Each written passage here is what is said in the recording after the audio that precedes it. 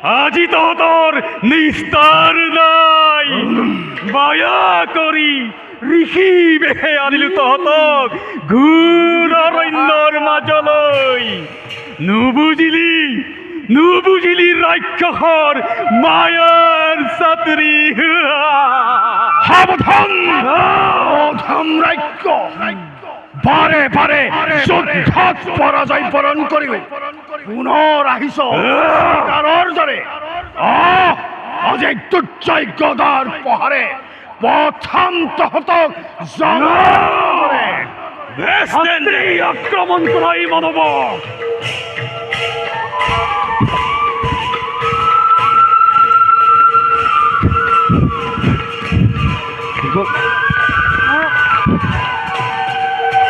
আপুনি আকৌ কথাষাৰ ক'ব দেই।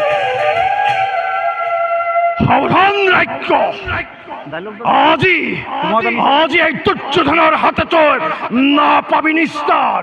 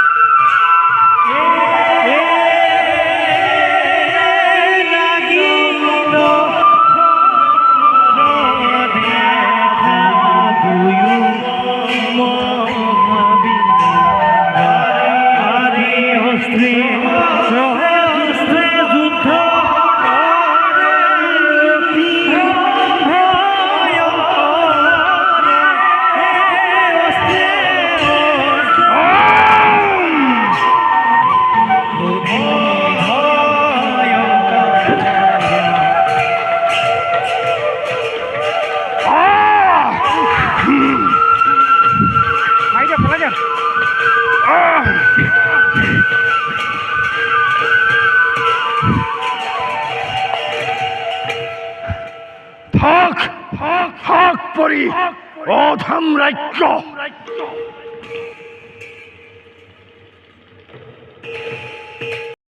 যুদ্ধ কৰি কাৰ পৰাজয়? অধম মানৱ, অসহায় ভাতৃক বধ কৰি চতুৰ বীৰতাৰ পৰিচয়।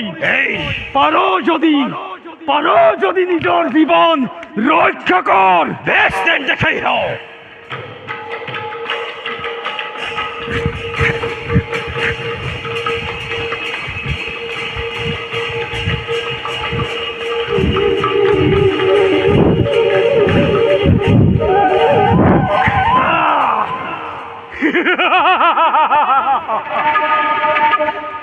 অধম মানৱ, এই শক্তিকে লৈ যুদ্ধ কৰ তই ৰাক্ষসৰ লগত। এইবাৰ বধ কৰি তোক লওঁ মই ভাতৃ হত্যাৰ প্ৰতিশোধ। অধম ৰাক্ষস, ভাতৃক পৰাস্ত কৰি ভাবিছ নেকি ৰণত জয় হ'ব? আজি তোকো পঠাম মই তোৰ ভাতৃৰ লগত যমৰ নগৰে। সাৱধান মানৱ, ললো এই দুৰ্জয় গদা। পাৰ যদি নিজৰ জীৱন ৰক্ষা কৰ। দেখা যাব যুদ্ধক্ষেত্ৰত তাৰ